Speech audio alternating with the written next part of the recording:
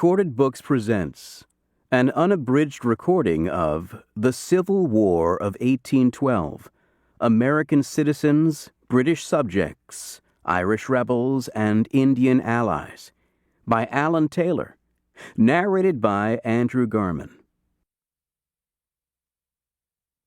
Introduction. A quote from An American Farmer, 1813.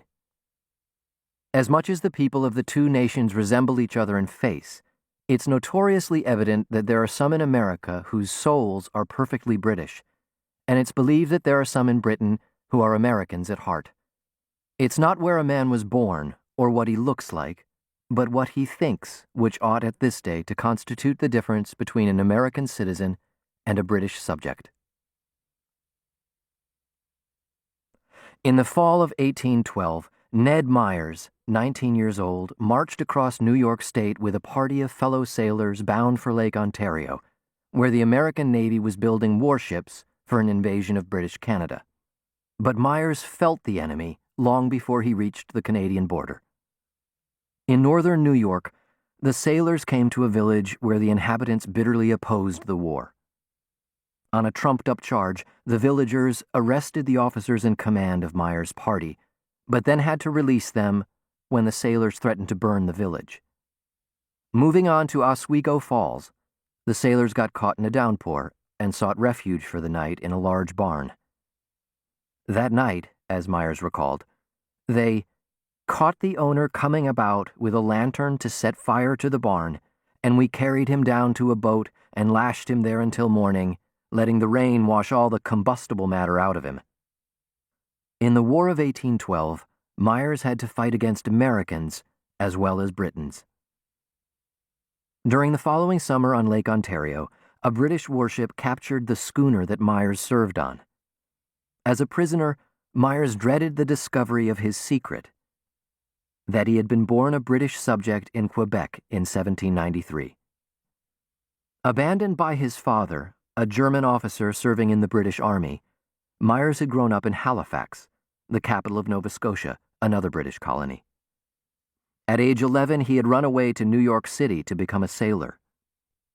Rejecting his birthright as a British subject, Myers chose to become an American citizen.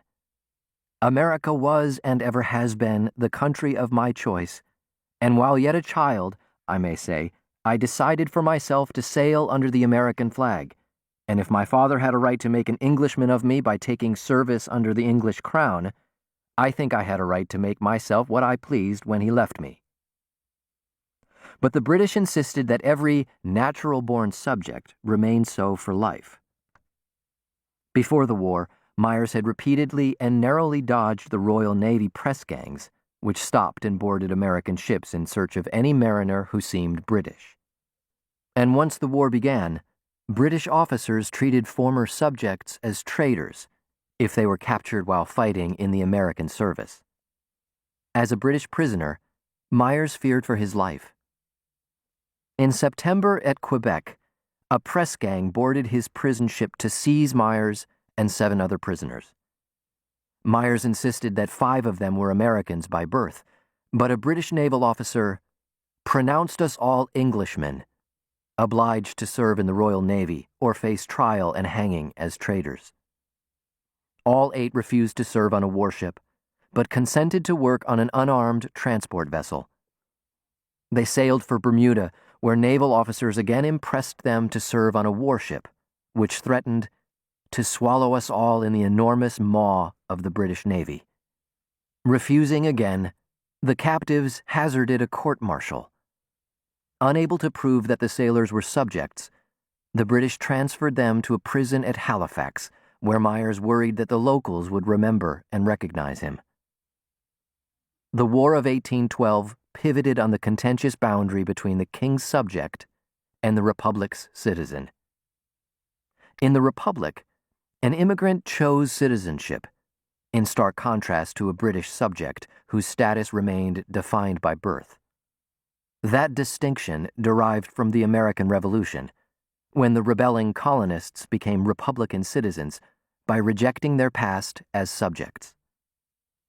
An immigrant reenacted that revolution by seeking citizenship and forsaking the status. To keep listening to this audiobook, I've left you a link in the description so you can do it, at no cost thanks to Audible's 30-day free trial.